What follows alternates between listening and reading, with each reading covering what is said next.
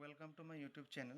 Students, in the last class we have discussed about force and its effect, and today we are going to discuss about balance and unbalanced forces, and also laws of motions and Newton's first laws of motion. So here we start. Balance force: if the resultant of applied forces is equal to 0, it is called balance forces. That means if the total magnitude of applied forces is equal to 0, then it is called balance forces. And how we can say that? Suppose we have an object of mass 550 kg, and this object is pulled by a person A, okay, with a force 5 newton. Then obviously that ball or that object would moves towards A again. And if it is pulled by another person B with the same force, suppose 5 newton, then obviously that object would move towards B. Okay, now the question is, if at a time both the person A and B would pull this object from both the sides, what would happen? And we would see that the object would not be moved at all. Okay, that means, so A also applying the same force and B also applying the same force, for which the object would be at rest. So this is what actually balance forces. One more example we can take. Suppose we have a box here of any mass, and I am trying to push this box with any force, but the box does not move. The reason is what? Actually from the ground or the land, okay, it is applying a frictional force for which my force is not enough to push the box. Okay, so in this case the force that I have applied here and the frictional force are equal and opposite in magnitude, and that is why it is not moving. But if I try again more by applying the more force, then at the end I could move this. Means the force that I have applied will be greater than the frictional force, and then it will move. So this is actually unbalanced. Okay, if F1 equal to F2, then it is balanced, and if F1 and F2 are not equal, if there is difference between the two forces, they are unbalanced force. We are going to get shortly. So in this case, what happens in case of balanced force? In this case the object does not move because of application of similar forces or equal forces in the opposite direction. Okay, that means F1 equal to minus F2. Next, balance forces does not cause any change of state of an object. Here no change of state. Next, balance forces are equal in magnitude. They are equal in magnitude. Okay, here F1, that F1 equal to F2. That means from both the side they are applying the same force, but in opposite direction. That's why it is a negative, you can say. So in case of balance forces, the two forces so applied will be equal in magnitude. Okay, and they are opposite in direction. Balance forces can change the shape and size of an object. For example, you can take a balloon. I am taking a blown up balloon, and from here I am applying a force F1. From here also from here another person applying the force F2. So when the force is applied, then what happens? The balloon shape will be changed. So this is what the application of balance force is. Next, we have unbalanced force. I have already given one example. If the resultant of applied forces are greater than 0, that means there should be a difference. Okay, there should be a difference, then only unbalanced force will be occurred. So in this case, what we have discussed, suppose if I applied a 50 Newton force, and from the frictional force there is only 15 Newton. So in this case, what is the difference of this force? 50 minus 15, it is equal to how much? 35 Newton. So there is a difference, that means there is no any zero, but here in this case the required or resultant force will be equal to 0. Okay, in this case it can move a stationary object, as I have said here. It can increase the speed of a moving object. Suppose if you are pedaling a bicycle, if I give a push from backside, your speed will increase or decrease. Obviously it is increased. It can decrease the speed of a moving object. For example, you are pedaling your bicycle, and from backside I am pushing, try to push your bicycle. So in that case, what happens? Your speed will increase or decrease. Obviously your speed will decrease. It can stop a moving object. If I give enough force, then your bicycle would be stopped. So students, let's move to the next topic, that is laws of motion. So in this, at the very beginning, our scientist Galileo Galilei, he stated his ideas about the motion. According to him, that means he first of all he said like that a object moves with a constant speed when no forces act on them, until and unless external force if until and unless no external force is exerted uh, to a moving body, that body will be moving with a constant speed, he said like that. So this means that if an object is moving on a frictionless path, means smooth path, and if no other force is acting upon it, the object would be moving forever. Understood, no?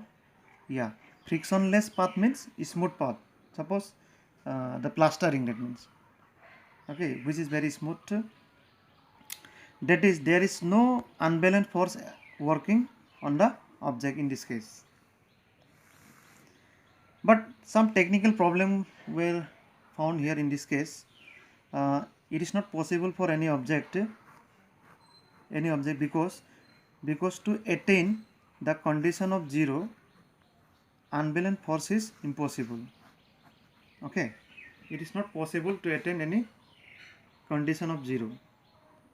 So that is why some technically it is found countered by some problem was countered by Newton's, and hence he has suggested some other laws of motion, and which is known as Newton's laws of motion.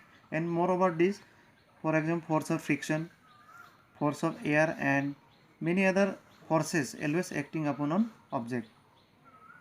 So later Newton studied the ideas of Galileo and gave the 3 laws of motions. So here we will discuss Newton's first law of motion, and which is known as law of inertia also. It's very important, inertia. What is the statement of first law of motion? You see, Newton's first law of motion. Any object remains in the state of rest or in motion or in uniform motion along a straight line until it is compelled to change the state by applying an external force. That means a body which is at rest always tends to remain in rest, or a body which is in motion always tends to continue its motion. So this property is known as inertia or law of inertia, and it is stated by Newton's in the Newton first law of motion. Okay. So the property of an object due to which it resists to get disturbed its state is called inertia. That means it is possible only by the application of external force or other force. So students, you may have the confusion about this statement, but very simple to understand from here. Suppose a stone is lying here, that means it is in the stationary position or stationary. So in this case what happens, until and unless we apply any force, okay, it will remain in rest. Or here also, until and unless we apply any force, means it is if we do not apply any brake, it will continue to change its position. That means it remains in the motion or it remains at rest. So the external force is very important. So a moving body will be continuing moving, or a body at rest will continue to remain at rest. So this tendency to remain in the state of rest, or to continue its motion until and unless applying any external force is called Newton's first law of motion, and this property is known as inertia. Hope you have understood. Now some application of Newton's first law of motion. Suppose first one you can see a person standing in a bus falls backward when bus starts moving suddenly. So in this case what happens, suppose a bus is at rest, means it is not moving at the initial point, it's not moving, and suddenly the bus starts moving. So what happens, the passengers inside the bus will move backward, not forward. Rest means backward. So what is the reason behind this? So let's see the reason. This happens because the person and the bus both are in the rest. The main point is what? The person and the bus both they are in the rest condition, which bus is not moving. So application of Newton's first law of motion in our everyday life or day-to-day life. One you can see a person standing in a bus falls backward when bus starts moving suddenly. That means the condition is what? That bus must be at rest. Okay, from rest, if it is started, then the person moves backward. So why this is happen? The reason you see, this happens because the person and the bus both are in the rest, for which the bus is not moving. Okay, but as the bus starts moving, the legs of the person start moving along with the bus, but the rest portion of his body has the tendency to remain in the rest, for which the person falls backward. So that is the actually the reason. So in this case what happens, as the bus starts moving, as the person was at rest, so his leg will move towards the motion in the with respect to this bus, whereas his body parts tends to remain at rest, so move backward.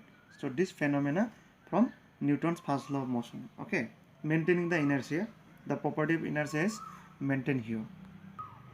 One more example you can see, a person standing in a moving bus, here it is moving bus, before it was at rest, falls forward if driver applies brakes suddenly.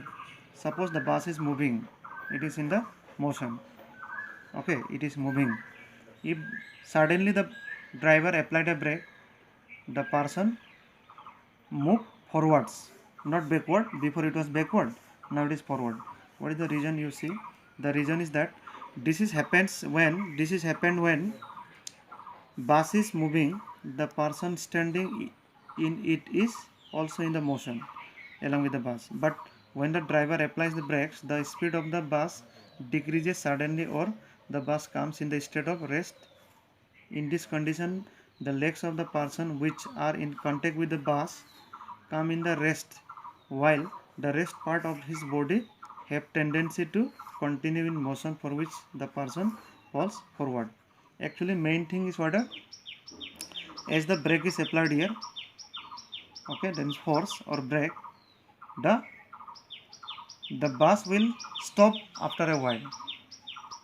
Okay, and for which the legs of the person also will stop, but due to the tendency of movement, the other part of the body of the person will continue to move, so it will falls forward. That's the reason behind this. So students, today I will end up my video. Thank you very much.